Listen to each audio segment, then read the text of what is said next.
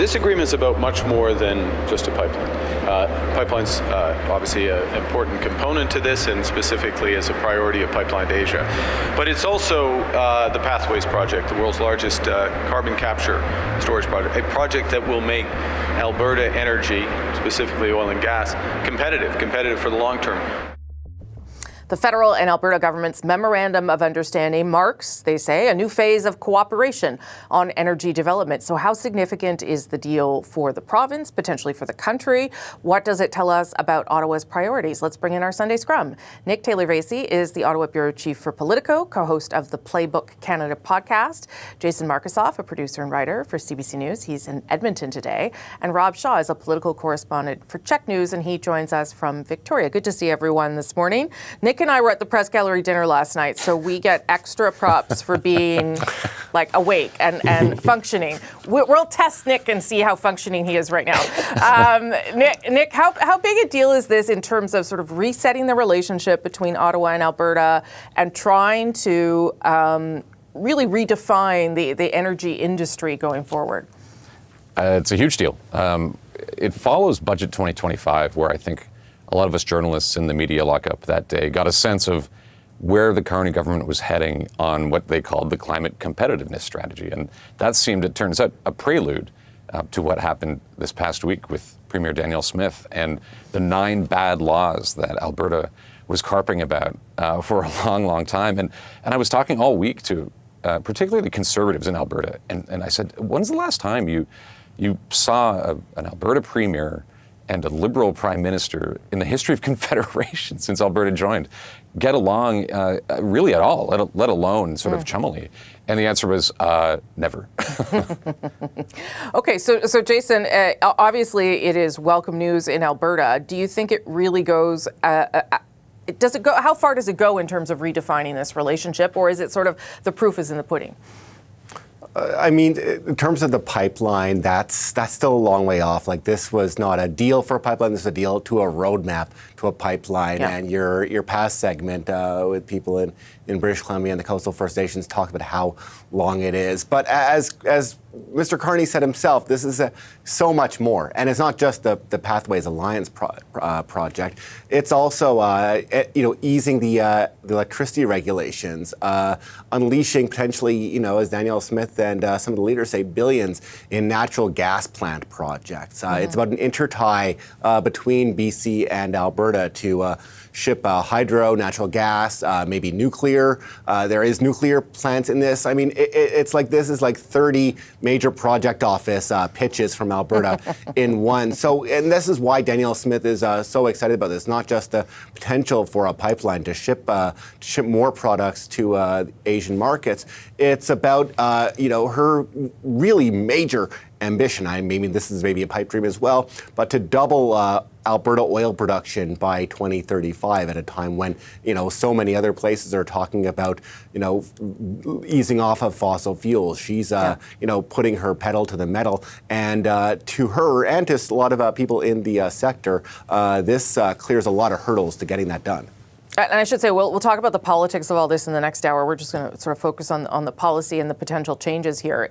Rob, it wouldn't, I know everyone wants us to talk about it as though it's more than a pipeline, and it certainly is, but the pipeline was the main piece that Alberta wanted here.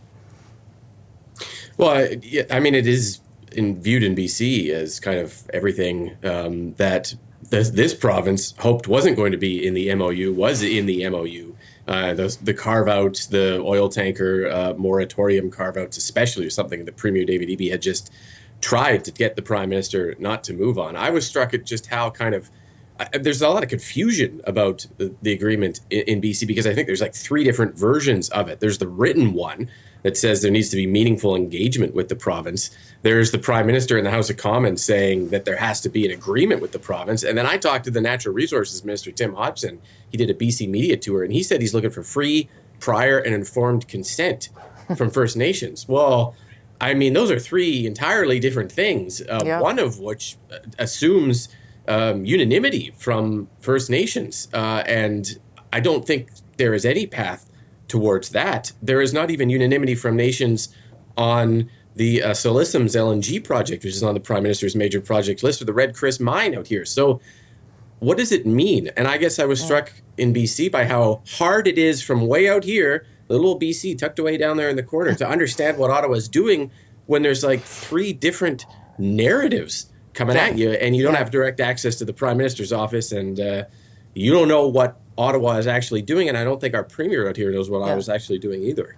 I mean, I'm not saying that this is true, but it's possible Ottawa doesn't know what Ottawa is doing. I mean, that's the other way to interpret that they don't exactly know how to go about this. Nick, did it surprise you in terms of how far it went, how much the Prime Minister was willing to put on the table for Alberta to get this peace in our time?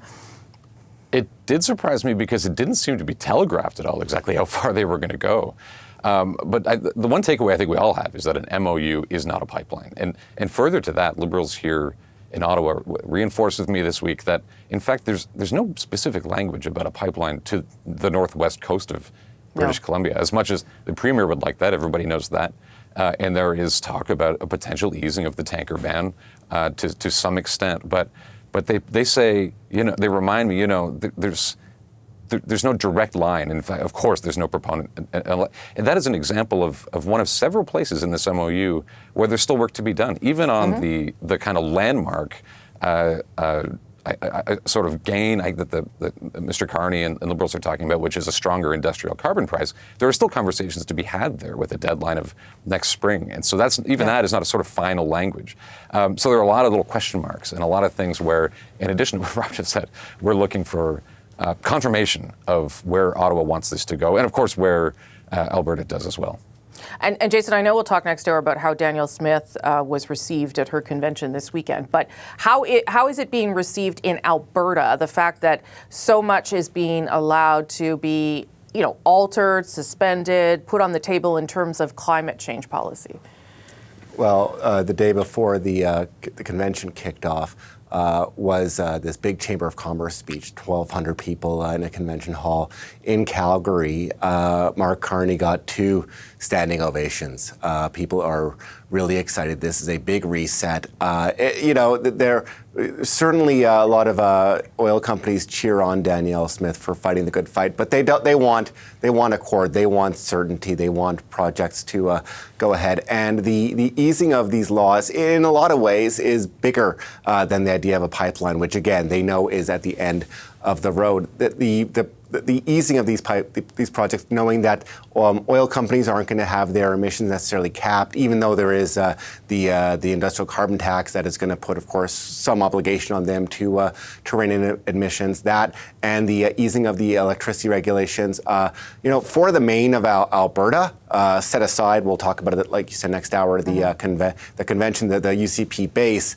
People want a deal. They want pipelines. They want Alberta and Canada to work together. They don't want, this constant seeming pressure from the environmental lobby or from climate policies seeming to hold Alberta back. So I think, broadly speaking, in the broad Alberta public and certainly the business crowd, this is going to seen as a W for Danielle Smith and Mark Carney in a way. Yeah, last word to you, Rob, on how it's viewed in BC in relation to climate policy and whether it's viewed as the government sort of abandoning or walking back or pulling away from. Well, I mean, the BC government out here is pulling away from its climate policy too. So I think it's just a reflection of the reality where the economy, the pivot from the United States, the natural resource emphasis, which does match David Eby out here, is more important to voters right now than climate change and meeting those targets. And so there's that acceptance. But I will say BC felt like it got straight-armed in the face here by Ottawa, but being cut out of it. And I was at a press conference with the Prime Minister who said with the Premier, said he just got off the phone with the Prime Minister, and then 2 hours later, the deal was basically done, according to CBC. And so it felt like BC didn't have a lot of influence in this, despite some of the lines that are in there indicating Trans Mountain and electricity interties and things like that, which is kind of what BC was hoping to get. So we will use every tool in our toolbox to ensure that this pipeline does not go ahead. Opposition in British Columbia, where its premier and First Nations were left out of those MOU negotiations. That one of the reasons that prompted Justin Trudeau's former environment minister, but currently he was a cabinet minister under Mark Carney too, Stephen Guilbeault, to quit cabinet altogether. Stephen is a good friend and someone I respect deeply. He's been a very good cabinet minister. I support a strong and sovereign Alberta within a united Canada. I know we might have a bit of a difference of opinion on that, but I hope people today feel a lot more confident that Canada works than they did a couple of days ago.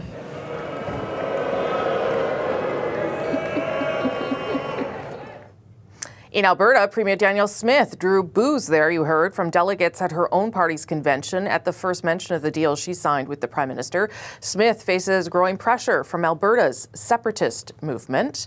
So how united is the federal government on the pipeline proposal? What should we expect going forward? What does this mean for the Premier? Let's bring in our Sunday Scrum. Nick Taylor-Vaisey is the Ottawa Bureau Chief for Politico, co-host of Canada Playbook. Jason Markusoff, a producer and writer for CBC News. He's in Edmonton today. And Rob Shaw, a political correspondent for CHEK News, and he's in Victoria. Jason, I'm going to start with you because I would have thought that Danielle Smith would have had a great weekend at her party's convention. It wasn't quite as easy as that. And I know that she did say to them, just we're so close to victory, just hang in there a little longer. What did you make of the response to the Premier? Yeah, she said take the win, which there are people like Adrian Dix in your last segment who was saying that this was for the benefit of that convention. But we're at a really interesting juncture point in the long, weird ride of internal right-wing party politics, Conservative Party politics in Alberta. Now we have a Premier Danielle Smith who's never been more pro-Ottawa, and a party base who's never been more anti-Ottawa and anti-Canada. And yes, when they started off with the national anthem, they all stand out of habit. But there is a large chunk within the membership, the party base that's active, that comes out to these things, that has grown pro-separatist. And it's easy to understand why, after so many years of leaders talking about Ottawa's problems, but from equalization to climate laws to pipelines to senators and so much else, there is deep-seated frustration to the point that there's this growing separatist movement that is clearly now becoming a thorn in Danielle Smith's side. She was able to please them with other measures, the notwithstanding clause on to protect her transgender policy laws that are incredibly controversial. Pushing forth with school measures, including fighting the teachers, DEI, woke stuff. But the MOU, this pipeline policy that plays well in so many corners of Alberta, does not play well with the United Conservative Party base, certainly not at this convention this weekend in Edmonton. That's so interesting. Rob, because I talked to people inside the federal government, the Liberals, who really felt like part of this deal was about unity, and that it was really important. You heard the Prime Minister say the words cooperative federalism, although I don't know how cooperative it is in BC, but that was part of the intent, was to try and make sure that Alberta felt included in the country. Yeah, to try and re-engage Alberta.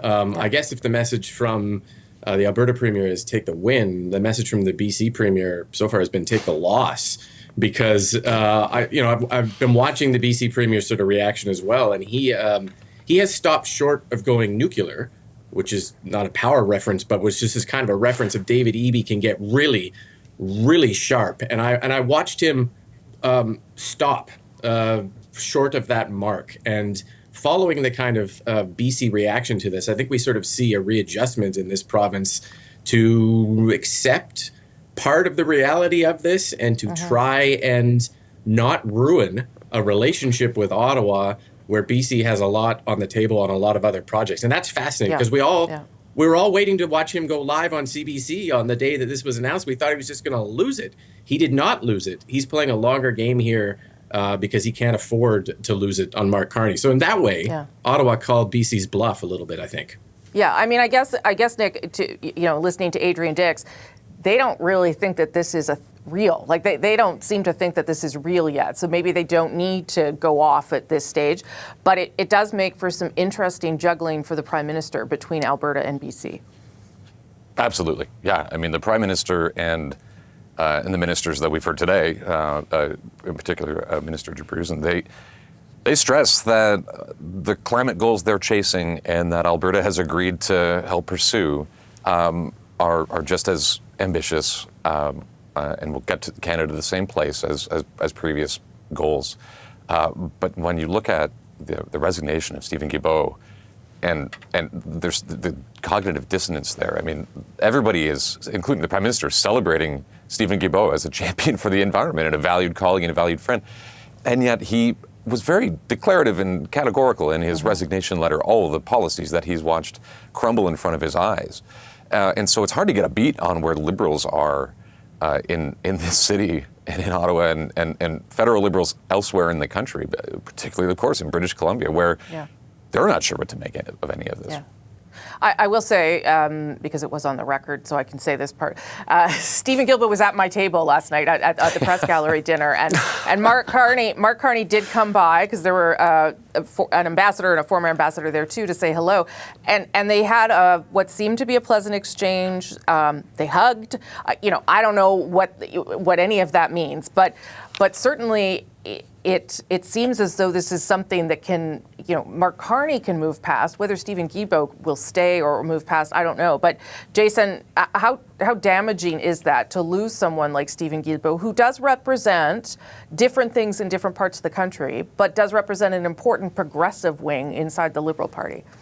And in Quebec, he is the Quebec lieutenant, and a lot of Quebec MPs and a lot of Quebec believe against pipelines and believe in the climate goals, and to see so many laws pulled back and just basically the industrial carbon tax having to do the heavy lifting is going to be dispiriting. Julie DeBruce and others can talk a lot about the six times increase in the effective carbon tax, but these are people, no climate organization is applauding this. They are all concerned that these other ones were kind of like this mesh, a safety net for climate change, for emissions, and that's gone now, and that's going to be a tough sell in many places. I will say, I look back at, I know that we were talking a lot of the same things when Justin Trudeau bought the TMX pipeline. We thought this would nuke the Liberals in British Columbia, and sure enough, they did lose seats in 2019 in British Columbia, but not to the NDP, to the Conservatives. And not some of the places where they thought they would, including in Burnaby. Rob? Yeah, well, I will say that federal Liberal MPs privately apologized to the BC government for how this played out, some of them. So I think that tells you a little bit about their position on it.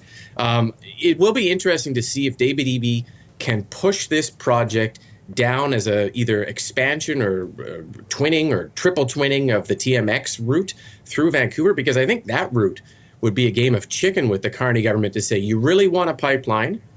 Keep the oil tanker moratorium in place, run it through Metro Vancouver with the ridings that you just won, including Burnaby. See how that plays with your MPs in the Lower Mainland to watch a visible tanker presence increase in the waters. That would be a very interesting outcome. I know it's been sort of suggested maybe this thing isn't actually going to the North Coast. We'll see if that develops a little bit too. Last 30 seconds or so to you, Nick, on whether the Liberal Party can get over some of the climate things that have changed here. I mean, I think we want to be careful not to overstate what this is. I don't think this isn't caucus turmoil that's going to tear this party apart, this caucus apart. But when you look at how a lot of these Liberal MPs are talking about Stephen Guilbeault, and some of them are saying he's one of the reasons I ran for office in 2019 when I saw he was running for the Liberals. It's going to be uncomfortable in that caucus for some time to come, because they're not just going to sort of disassociate from what they used to think and believe about the importance of climate, even as they all acknowledge this is a new reality and Canada has to be different than it was a year ago. They still believe what they used to, and Guilbeault leaving is a problem for them. Yeah, and Guilbeault's still in caucus for now, so his voice will still be heard, and that might make things complicated too. Yeah. Nick, thank you for being here for the first time. Jason, Rob, nice to see you as usual, gentlemen, and we'll see you all again soon. Thanks.